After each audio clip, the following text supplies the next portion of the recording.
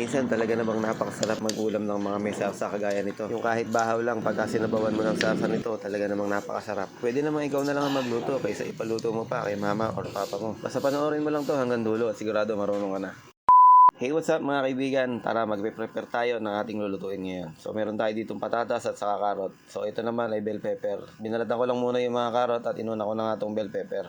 Tapos, hihiwain lang natin yung ating patatas ng ganito kalalaki. Ganon din naman yung karot, ganyan lang din kalalaki at hindi natin masyadong lilitan. Kasi para magkapare-parehas siya kumbaga. Sabi nga, pare-pareho dapat ang gayat. So, ito, meron tayong sibuyas at meron tayong bawang. So, ito, magsisimula na tayong magluto. Bali, nagpainit lang ako ng mantika dito sa ating kawali. Tapos, pinituhin natin yung ating mga patatas na hiniwa natin kanina. So, ayan, kailangan lang natin lutuin to.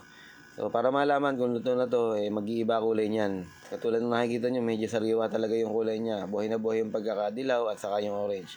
Tapos, pagka medyo luto na yan, ayan, mapapansin nyo, nag-iiba-iba na yung kulay niya, di ba? So, papapansin mo, yung carrot, medyo nagkaroon na ng konting brown-brown sa labas. Ganon din naman yung patatas. Medyo nagparang french fries na yung kutis niya.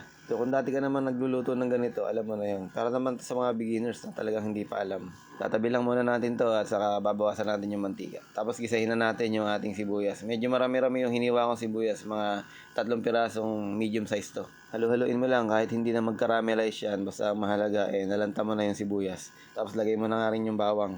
Oo nga pala, ang daming nagpapabate. Merong mga taga Japan, taga Davao de Oro, taga New Zealand, meron din taga Bulacan, tapos meron pang isa taga Caloocan lang. Tapos meron din isa taga lang siya, Olongapo. Basta kung saan yung nababasa ko, talagang nakakarating na tayo sa iba't ibang parte ng mundo. Maraming salamat sa inyo. Oo nga pala, 1 million followers na tayo dito. Kung hindi dahil sa inyo, hindi aabot ng 1 million itong ating followers. So yun, nilagay ko lang yung manok. Yung manok naman na yan, puro hita lang yan. Bali, 2 pares na hita yan, may kasamang likod. Timplahan niya natin ng patis, tapos nilagyan natin ng konting pamintang durog. Tapos halu-haluin mo lang hanggang sa masangkot siya yan.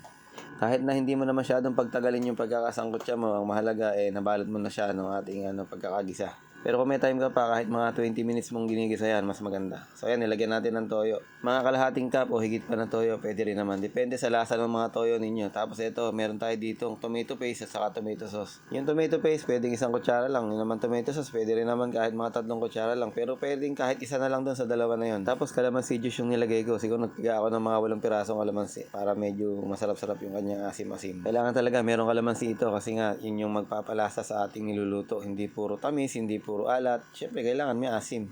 Ngayon, kung sumobra ka sa alat at gusto mo mabalanse yung lasa nito, pwede ka maglagay ng konting asukal. Pero hindi mo naman kailangan tingman ngayon yan. Siyempre, mamaya pa. Lagyan natin ng konting bell pepper. Tapos, ito, meron tayo dito oyster sauce kahit mga 1 kutsara lang. Dapat kanina ko pa nilagay yung oyster sauce kasi hindi ko pa nga nakita agad na meron pa palang natitira dun sa aking lagayan. So, ito, this time, akala mo, luto na, no? Pero gagawin natin, tutubigan natin yan. Tapos, palalambutin natin. Palalambutin natin yan hanggang sa mag-reduce ulit yung kanyang sabaw. Takpan ko lang saglit para kumulo. Tapos, ito, liver spread. 1 lata lang yung nilagay ko kasi pag natira lang yan, wala naman akong tinapay dito. Hindi ko naman magagamit. Kaya 1 lata na yung nilagay ko na liver spread. Medyo malapit-lapit na itong maluto kaya nilagay ko na yung bell pepper na natitira saka yung ating sili at saka yung pampalasa. Hihintayin na lang natin itong medyo matuyo-tuyo pa ng konti kasi nga kung mapapansin mo medyo marami-rami pa yung sarsa niya.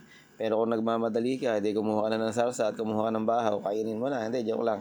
So yan, nilagay na nga natin yung ating patatas at saka karot na ating pinirito kanina. So, disclaimer ulit, ito namang way of cooking na ginagawa ko, diskarte ko lang to at kayo na bahala kung ano pa ang diskarte nyo. Pero pwede nyo gayahin kung talaga namang nagustuhan ninyo. Kasi ako naman, kahit papano, subuko na itong luto na to dahil hindi naman ako lagi magluluto ng ganito kung hindi ko nasubukan yung lasa. Yung tipong titipid ka lang at wala ka naman pambili ng masyadong maraming regado, pwede na nga yung ganitong klaseng luto. So, masaya na ako, masaya na tayong lahat pag napakain natin yung pamilya natin ng kahit papano may sarsa at masarap. Hanggang dito na lang, I love you all.